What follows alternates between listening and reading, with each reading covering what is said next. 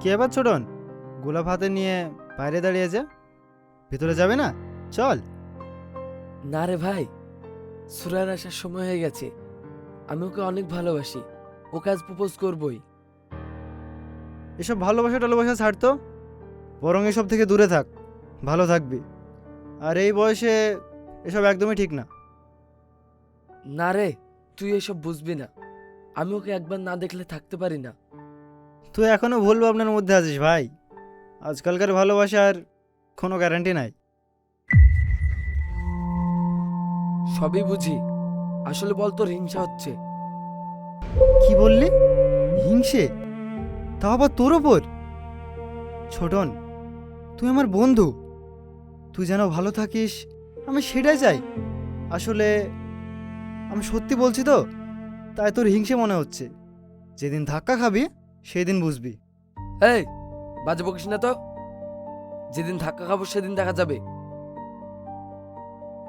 একটা কথা মাথায় রাখিস ছোটন, ও বড়লোকের মেয়ে আর তুই গরিব। সুরাইয়া,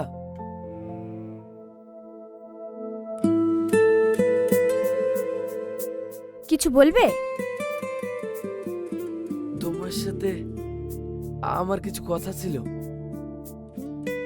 বলো। না মানে,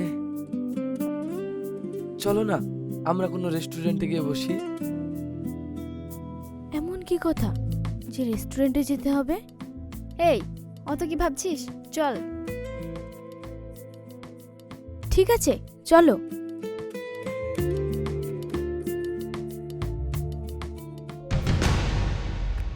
এসব তুই কি করছিস? এখনো সময় আছে, একবার ভাব। দেখ, কাবাবে হাড্ডি হতে আসিস না। চলো।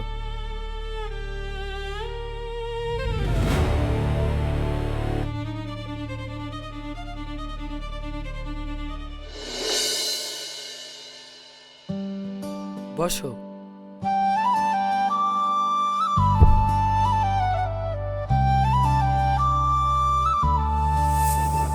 কি খাবে বলো?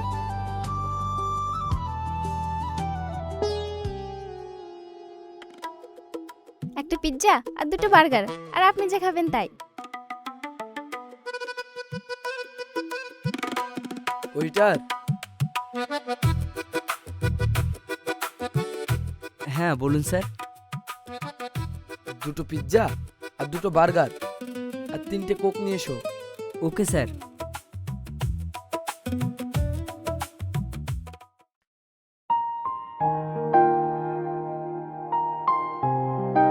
আপনি কি যেন বলবেন বলছিলেন সুরায়াকে?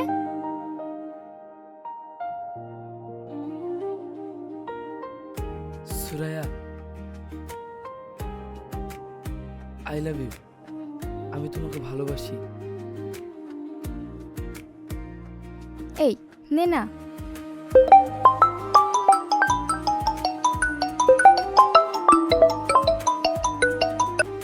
মা ফোন করছে, অন্য সময় কথা হবে, এখন আসি। হ্যাঁ, হ্যালো।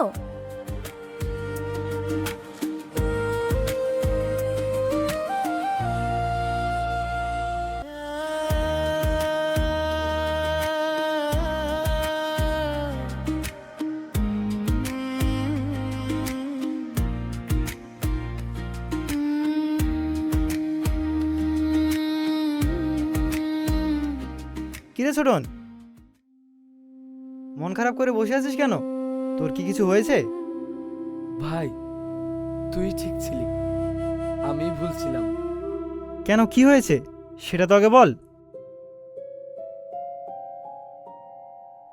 আসলে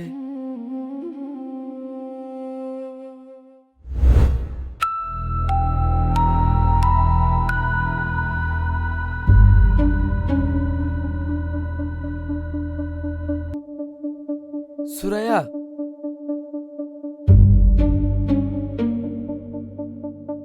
তুমি এখানে?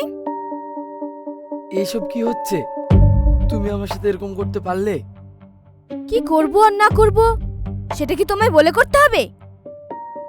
সুরাইয়া, এসব কি বলছো? তুমি না আমাকে ভালোবাসো? কি বললি? ভালোবাসা এই কথাটা না তোর মুখে মানায় না। কি আছে তোর? না আছে টাকা, না আছে গাড়ি, না আছে বাড়ি, কি আছে শুনি? তাহলে এত কিছু সব অভিনয় ছিল? হ্যাঁ ঠিকই বলেছিস, তোদের মতো ফকিরের সাথে অভিনয় করা যায়, ভালোবাসা নয়। ফালতু লোকের পাল্লায় পড়ে শুধু শুধু আমাদের সময়টা নষ্ট হচ্ছে, চলো বাড়ি।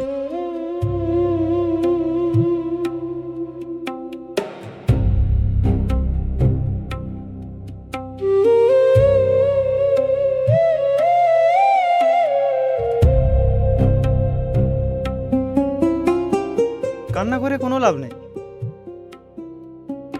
আসলে এটাই বাস্তব। এটা যে হবে আমি আগে থেকেই জানতাম। আগে থেকে জানতিস মানে? এমন ঘটনা আমার সাথেও ঘটেছে।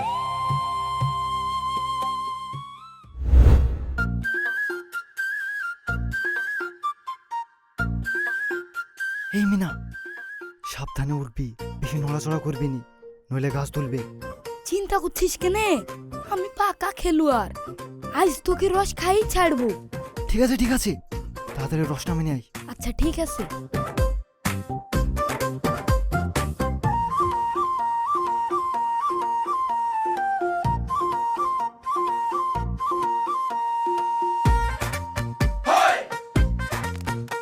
এই কে রে? এই মিনা তাড়াতাড়ি নাম, ও তো গাছ আলা চলে এসছে। আছিস কেনে?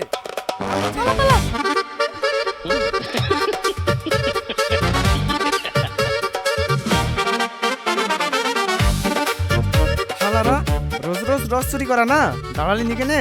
নইতালে ঠ্যাং ভেঙে দিত।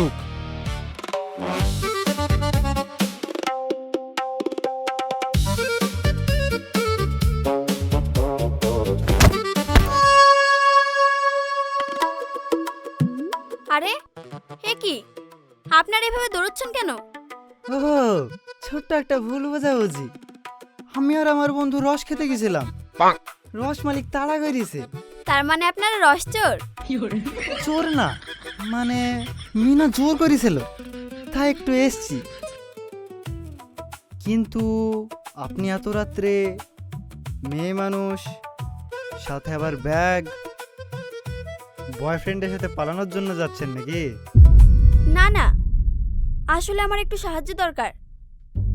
আমি আমতলা সেলিমদের বাড়ি যাব, ওর বাড়িটা কত দূর বলতে পারবেন?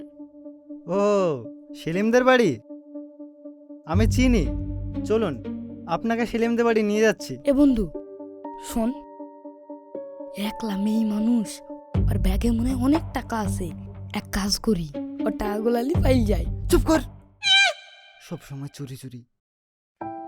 যদি আপনার আপত্তি না থাকে আমার সাথে যেতে পারেন। না না, আমার কোনো আপত্তি নেই, আপনি নিয়ে গেলে তো আমারই ভালো হবে। ঠিক আছে চলেন। হুম।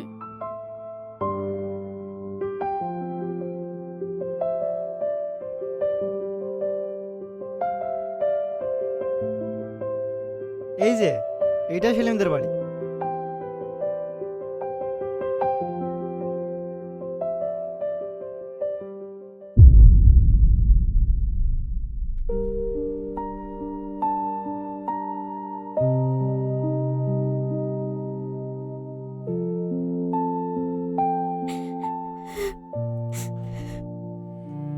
এ কি, আপনি কান্না করছেন কেন? কান্না করব না কেন? আমার এখানে আর চেনা জানা কেউ নেই। এত রাতে আমি এখন কোথায় যাব? আচ্ছা আপনি কান্না বন্ধ করুন, যদি কিছু মনে না করেন আপনি আমাদের বাড়ি যেতে পারেন। আপনাকে চিনি না জানি না, আর আপনার বাড়িতে আমি কি করে যাব? আপনার ভয়ের কিছু নেই, আমার বাড়িতে আমি আর আমার মা থাকি। তাছাড়া আপনার তো যাওয়ার মতো কোনো জায়গাও নেই, তাহলে কি রাস্তায় থাকবেন?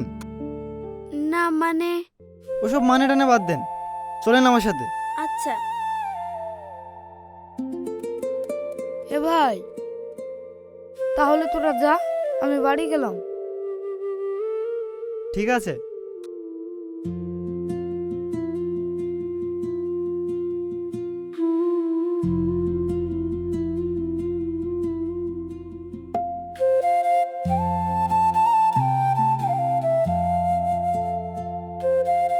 মা, ও মা।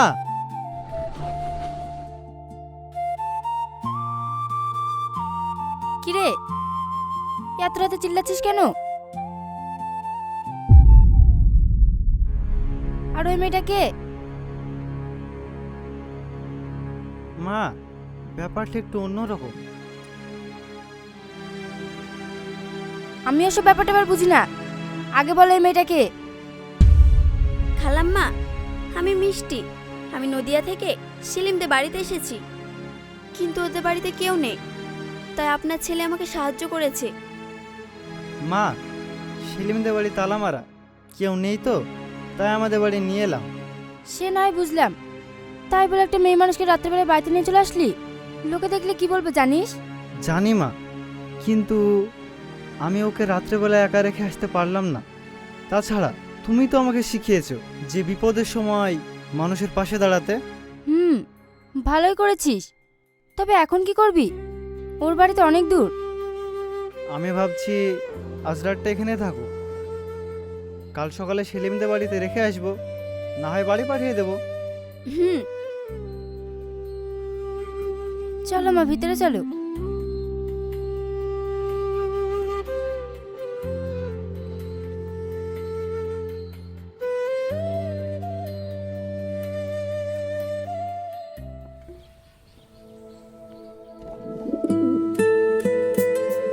আচ্ছা, এই পাখিটা কি তোমার সাথে সবসময় থাকে? হ্যাঁ, ওর নাম কাটুস, আর আমি ওকে অনেক ভালোবাসি। ও আমাকে ছাড়া এক মুহূর্তে থাকতে পারে না। মানুষের মতো কথা বোঝে, আর আমি যা বলি আমার সব কথা শোনে। সত্যি? হুম। তাহলে আমি যা বলবো সেটা শুনবে তো? হ্যাঁ, শুনবে না কেন? অবশ্যই শুনবে। আমি যেটা খেতে চাইবো এনে দেবে? দেবে। এখন বলো কি খেতে চাও? আমি বলবো না, তুমি আন্দাজ করো। কেক খাবে? না, কেক খেতে ইচ্ছে করছে না। তাহলে আইসক্রিম? না না, ঠান্ডা লাগবে। তাহলে ক্যাডবেরি? হ্যাঁ, ঠিক ধরেছো, ওটা আমার ফেভারিট। কাটুস, শোন, আলিফের দোকান থেকে দুটো ক্যাডবেরি নিয়ে আয়, আমি ফোন করে বলে দিচ্ছি।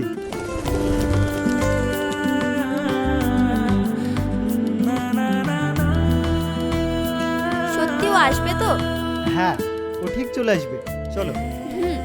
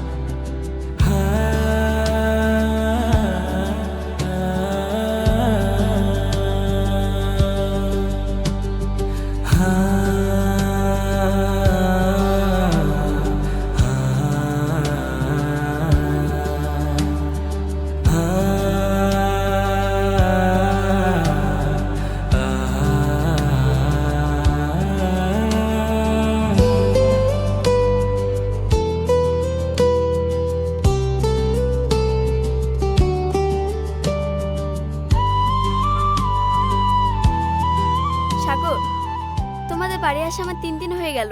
তোমরা যে আমাকে এত ভালোবাসা দেবে আমি ভাবতেও পারিনি। আরে, ওটা কোনো ব্যাপার না। তুমি তো আমাদের নিজেদের মতনই হয়ে গেছো, আর মা তো তোমাকে নিজের মেয়ের মতন দেখে। হ্যাঁ, খালাম্মা সত্যি অনেক ভালো মনের মানুষ। কিন্তু তোমার কাটুসের তো অনেকক্ষণ হয়ে গেল, এখনো তো এলো না। ওই দেখো, কাটুস চলে এসেছে।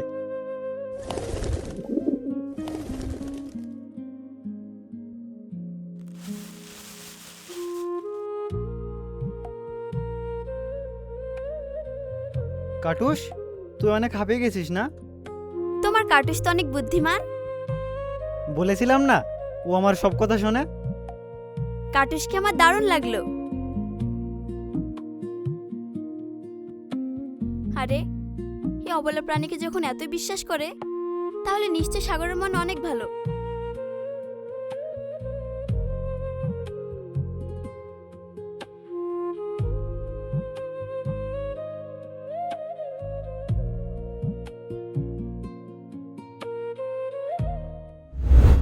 তারপর তারপর তারপর আবার কি, হঠাৎ একদিন তার মা আর আব্বু তাকে নিতে আসে।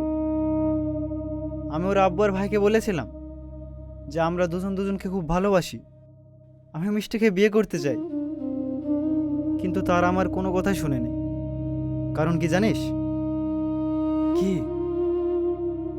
ওই যে বড় লোকের টাকার কাছে গরিবের ভালোবাসা মূল্যহীন। আর আমার সাথে সেটাই ঘটেছে। তবে মিষ্টির কোনো দোষ ছিল না, সেও আমাকে অনেক ভালোবেসেছিল। কিন্তু সে ভালোবাসলে কি হবে? ওই যে বললাম না, বড় লোকদের টাকার কাছে গরিবের ভালোবাসা মূল্যহীন। তুই ঠিকই বলেছিস। এখন আর আমার কোনো আফসোস নেই। আজ থেকে আমরা দুজন নতুন জীবন শুরু করব। চল।